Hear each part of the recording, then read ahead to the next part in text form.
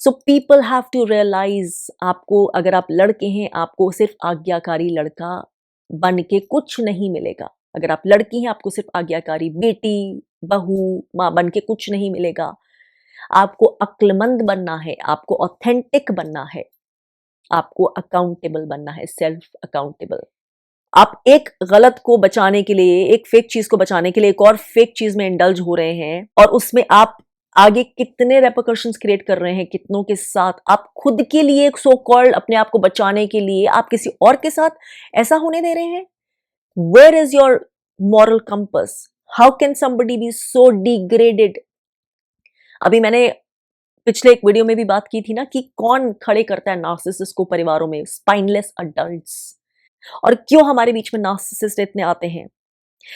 इसलिए आते हैं क्योंकि हमारा सिस्टम, हमारा फैमिली सिस्टम, हमारे अनहील्ड ट्रॉमास, हमारी लो वाइब्रेशंस इनेबल करती हैं ऐसे लोगों को बड़ा होने के लिए। तो मत बनिए उस सिस्टम का हिस्सा। अगर ऐसे लोग हैं आपके परिवारों में या इस तरह के अनहील्ड इतने एलिमेंट्स और ट्रॉमास हैं, have a little bit of courage and stand up for the right thing. एक गलत एक्शन के रिपल इफेक्ट्स जनरेशंस तक जाते हैं। एक नो बोलना आने से बहुत सारा जो डिस्ट्रक्शन है ये रुक गई होती है, बहुत सारी जनरेशंस का ट्रॉमा बच जाता है और बहुत सारे परिवारों की बदनामी बच जाती है। क्या करेंगे वो परिवार 17 करोड़ की शादी करवा के? जिन परिवारों में 17 कौड़ी की भी शायद अकल नहीं है, क्या करेंगे आप लोग, स्पेशली इस नई जनरेशन के, जिन्हें कहते हैं जनरेशन जी के लोग, ऐसे परिवारों के आज्ञाकारी बच्चे बन के, चाहे आप सन्स हैं या डॉटर्स, ग्रैंड सन्स या ग्रैंड डॉटर्स, जिन परिवारों में 17 कौड़ी की अक्ल नहीं है, ऐसे परिवारों को आज्ञाकारी बच्चों की नहीं, डेस्परेशन से, अर्जेंसी से अक्लमंद और अकाउंटेबल बच्चों की जरूरत है। Self accountable. I am shock to see कि ये जो अभी दी न्यूज बनी पड़ी है इंडिया में, सिया और केतन की ये जो न्यूज है, जो न्यूज बाय द वे मैं न्यूज चैनल्स पे देखती नहीं हूं, मैं कोई भी न्यूज नहीं देखती हूं, लेकिन अब फॉर्चुनेट या अनफॉर्चुनेट बोलिए आप, इतनी तो सोशल मीडिया आपके आसपास इतना है कि यूट्यूब तक ऑन करें तो आपको यहाँ से नहीं तो वहां से कुछ ना कुछ फीड में, कुछ ना कुछ तो जो कॉन्शियस में या चर्चा में बहुत ज्यादा है, कॉन्शियसनेस में, वो आपको मिल ही जाएगी वो खबर, इधर से उधर से उसके ताने बाने आपको समझ आ ही जाएंगे। तो ऐसे ही मैं कल एक प्रोग्राम देख रही थी जिसमें एंकर जो बोल रहा था, ये इनका कुछ बता रहा था, स्टोरी को के बारे में बता रहा था, और उसमें बार बार ये चीज को बोला जा रहा था कि केतन बहुत आज्ञाकारी बच्चा था, बहुत आज्ञाकारी लड़का था, इसलिए जैसे ही पढ़ाई खत्म हुई, बाहर से पढ़ाई करके आया, जहां पेरेंट्स ने बोला, जहां पे रिश्ता किया, वो फौरन मान गया और पूरे एक्सेप्टेंस के साथ वहीं पे लग गया। तो शॉक्ड मैं इस चीज के लिए हूं कि उसके साथ जो हुआ, देर आर पीपल, स्पेशली ऐसी विमेन हैं जो पहले तो ऐसे सोचती हैं, जो सिया की तरह, जिन्होंने ये काम किया और जस्टिफिकेशन उनके दिमाग में उनका आ जाता है ऐसे कामों के लिए, लेकिन उसके अलावा ऐसी विमेन हैं जो इसको जस्टिफाई भी कर रही हैं ऑन सोशल मीडिया कि ऐसा ही होना चाहिए। ऐसे परिवारों में जहां लड़कियों के साथ ऐसे फोर्स होता है शादी करने के लिए, वहां पे ऐसे ही होना चाहिए। Are these people out of their minds? अगर ऐसे लोग, ऐसी विमेन सच में है, तो मैं यही कह सकती हूँ फिर वो अपने लिए ही खुद ही टाइम बॉम्ब पे बैठी हैं, क्योंकि कहीं ना कहीं वो जिंदगी में वैसे ही कुछ करेंगी, चाहे सिया के जितना बड़ा नहीं हो, लेकिन ऐसा कुछ ना कुछ करेंगी डिजास्टर्स, जिससे खड्डा उनके लिए ही खुद खुद जाएगा। And I feel pity for the families these women will create, या उनकी फैमिलीज जो हैं। खुद की अकाउंटेबिलिटी लेना, जो मैं अपने हजारों वीडियोस में बोलती हूँ, that is the biggest difference between an unaware person and an aware person, between a person जो पूरी जिंदगी विक्टिम मेंटालिटी में रहता है, और उस जने में जो अपने लिए खुद चॉइस करके अपनी हीलिंग कर लेता है, अपने लिए खुद ऑथेंटिक जिंदगी क्रिएट कर लेता है, क्योंकि ये उसकी चाह है। हाँ, वो तो मैं बोल ही रही हूं कि I can almost take it for granted कि अनहील्ड ट्रॉमास भरे पड़े होंगे इन दोनों परिवारों में। एक ही पैटर्न पे चीजें चलती होगी, उसी कम्युनिटी की तरह शीप मेंटालिटी में सोचते होंगे, जो उनके दादा दादी ने किया, उसके बाद जो पेरेंट्स ने किया, वही बच्चों से ब्लाइंड ओबीडियंस एक्सपेक्टेड होती है, खासकर ये शादी वाले मामलों में। फॉल्स रिस्पेक्टेबिलिटी जिसको बोलते हैं, फॉल्स इज्जत, फॉल्स नाम जो है हमारा सोसाइटी में, वो फॉल्सिटी का इतना बड़ा तो होता ही है उनका मास्क। उस ही मास्क को सिया बनाए रखने की कोशिश कर रही थी, लेकिन क्या हम उसमें उसको विक्टिम माने? विक्टिम मान सकते हैं एक सिस्टम की, but she had the choice, she had the choice to exercise the right choice, अपनी अकाउंटेबिलिटी लेने की। आप एक सिस्टम से आते हैं, लेकिन आपके एक्शंस की अकाउंटेबिलिटी आपकी ही होती है, आपकी सोच की। आपका दिमाग क्या सोच रहा है, क्या खिचड़ी पक रही है वहां पर, और उसके एक्शंस क्या, बिहेवियर्स क्या निकलेंगे, वो आपकी ही होगी। अब आपके साथ जेल में आपका परिवार नहीं बैठेगा। जो आपने सोचा था कि आप अपने परिवार की इमेज को बचाने के लिए कर रहे हैं, बदनामी से बचाने के लिए कर रहे हैं, उसने आपके परिवार के लिए और आपके लिए ऐसी बदनामी क्रिएट कर दी कि जो आपकी 7 पुश्तें लग जाएंगी क्लियर करने में, बुलाने में। उसकी एनर्जी जो फैमिली में आ गई है, द डार्कनेस, उसको ट्रांसम्यूट कर लेने में फिर किसी को आना पड़ेगा फैमिली में, शायद एक एंसेस्ट्रल कर्स ब्रेकर के नाम पर, जिसको ये काम अवेयरनेस में पढ़ना होगा, अपनी आधी जिंदगी लगानी पड़ेगी शायद, ऐसा कुछ। वो लीनेज की एनर्जी क्लीन करने में, जो बोलेंगे कि मेरे 7 पुश्तों पहले ऐसे हुआ था, दिस इंसिडेंट हैड अकर्ड, ये प्लॉट है मेरी फैमिली में, ऐसे ऐसे मैंने इसको ब्रेक किया है with great difficulty by standing up for myself and truth, by walking the hard path। तो क्यों नहीं बनते हैं वो? अगर आप ऐसे ट्रॉमा रिडन परिवारों से आ रहे हैं जहां पर पैटर्न्स ऑफ डार्कनेस है, ब्लाइंड ओबीडियंस मांगी जाती है, अच्छा बच्चा है, आज्ञाकारी बच्चा है के नाम पर फेक टॉक्सिक लॉयल्टीज एक्सपेक्ट की जाती हैं, आपकी जिंदगी के फैसले आपके लिए सही है कि नहीं वो देखे बिना परिवार के लिए सही है, परिवार की सहमति इसलिए लिए जाते हैं क्योंकि ये तो होता ही, ये तो चलता है। अगर आपने ऐसे परिवार में खड़े होकर अकाउंटेबिलिटी ले ली होती, थोड़ा सा करेज दिखा दिया होता, उसका 100th करेज लगता इस काम में, और बहुत बड़ा ट्रॉमा भी ब्रेक हो गया होता, बहुतों की जिंदगी आपके आने वालों की सुधर गई होती, आपने पैटर्न ब्रेक कर दिया होता।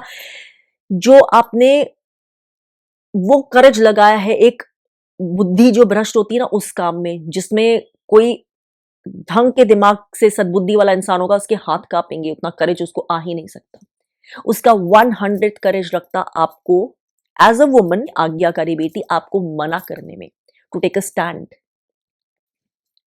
कि नहीं, this is not something which I do, क्योंकि आप अपने साथ साथ किसी और इनोसेंट की बलि चढ़ा रहे हैं। आपकी बुद्धि आपकी है, no matter what the family traumas, no matter what the family system you come from, when you are an adult, मैं अपने हर वीडियो में बोलती हूँ रिस्पॉन्सिबिलिटी आपकी है। क्यों मैं हर वीडियो में बार बार बोलती हूँ सेल्फ अकाउंटेबिलिटी, सेल्फ अकाउंटेबिलिटी। मेरा पूरा 6 घंटे का कोर्स होपोनोपोनो में यही सिखाता है, स्पिरिचुअली इस बात पे कैसे चलें, कैसे क्लियरिंग करें, कैसे हीलिंग करें। आज्ञाकारी वर्ड का कोई मायने नहीं है अपने आप में। अपनी इनर वॉइस, अपनी इनर ऑथेंटिसिटी के पीछे जो ईश्वर की आवाज आपके अंदर आती है ना, जो आपको सही गलत बताती है, उसके प्रति बनिए आज्ञाकारी, अगर बनना ही है तो। और हाँ, अगर ऐसे पेरेंट्स मिल जाएं आपको जैसे कि महादेव और मां पार्वती वैसे वाले, तो फिर तो क्या हर्ज है, मैं तो जाकर शीश झुका दूं वैसे, और बोलूं कि हाँ आप जो कहेंगे वैसे आपके सामने नमन है। लाइए ऐसे पेरेंट्स, क्योंकि ये जिन्हें मैं पेरेंट्स मानती हूँ ना, उनके सामने वो जो बोलते हैं मैं वैसा करती हूँ, क्योंकि इतना ट्रस्ट है कि ये एनर्जी तो कुछ गलत करवा ही नहीं सकती। This is the ultimate energy of highest good. ये एनर्जी मेरे को जो करवाएगी, जो रास्ता दिखाएगी, वो मेरे हाईएस्ट गुड के लिए होगा। जो गलत भी लगेगा वो भी सही ही हो रहा होगा। Highest justice, highest truth and the highest wellbeing, highest spiritual good of all के लिए है। तो लाइए ऐसे पेरेंट्स। हाँ, जब ऐसे पेरेंट्स नहीं है तो फिर आज्ञाकारी होने का क्या मायने हैं, जब पेरेंट्स ही इतने ट्रॉमा रिडन हैं, इतने इमोशनली अनहील्ड हैं, इतने डिसफंक्शनल हैं, इमोशनली इनऑथेंटिक हैं कि वो वही चीजें अपने बच्चों को पास ऑन करवाना चाहते हैं, तो फिर क्या फायदा है ऐसे आज्ञाकारी होने का। तो stand up for your self, मैं लड़कों को भी बोल रही हूं और लड़कियों को भी, stand up for your self. अगर आप लड़के हैं तो सिर्फ ऑल इन मत हो जाइए कि आप सिर्फ बाहरी कुछ चीजें देखकर, या कोई आपको गुड लुकिंग लग रहा है कुछ भी, आप प्लीज अगर अरेंज्ड मैरिज भी हो रही है इस वक्त इतना जरूरी हो गया है, प्लीज अपनी इंट्यूशन से जुड़िए, क्या आपको हाव भाव लग रहे हैं, क्योंकि मैंने बार बार उस ये जो शो देखा कल उसमें मैंने सुना कि बहुत सारे सिग्नल्स भी मिलते थे केतन को कि बहुत बार वो या फोन देखती रहती थी या अटेंशन नहीं इतनी देती थी या कुछ थॉट्स कहीं और होते थे, लेकिन फिर she used to come back. बहुत सारे ऐसे छोटे छोटे रेड फ्लैग्स दिखते थे। Obviously if she was in relationship with someone, उसके जो कॉल रिकॉर्ड्स निकले उसमें कितने घंटों ही घंटों की कॉल लॉग आए हैं कुछ महीनों के बीच में विद अदर गाय कॉल्ड चेतन। तो ऐसा जाना ऑब्वियसली डिस्ट्रैक्टेड होगा। उसकी बॉडी लैंग्वेज, हाव भाव, आप में कितना इंटरेस्ट है, genuinely that person is into you और not, vibration, the sense of attention, क्या आपको कुछ समझ नहीं आएगा? तो प्लीज इन सिग्नल्स को इग्नोर मत करते जाइए। इस वीडियो में ये भी बोला था कि उन्होंने अकॉर्डिंग टू हर सिया कि उन्होंने बताया भी था उनको केतन को कि there is somebody else in my life, लेकिन उन्होंने उस चीज को नजरअंदाज कर दिया, फिर भी उनके अंदर वो इंटरेस्टेड ही रहे। तो क्या मिला इससे अगर ये बात सच है तो? प्लीज अपने आप को मुखौटा मत पहनाइए। एक चीज कि आप जैसे चाहते हैं कि वो वैसी बनी रहे, एक ड्रीम का इल्यूजन मत क्रिएट करिए। जो फैक्ट्स अगर आपको कुछ दिखते हैं उन फैक्ट्स पे चलिए। अपनी आपकी इनर वॉइस क्या बता रही है, इंट्यूटिवली क्या आपको चीजें मिल रही है, रेड फ्लैग्स क्या हो रहे हैं, उन्हें इग्नोर मत करिए, because they will lead you into the pitfall and sometime that can be the fatal pitfall.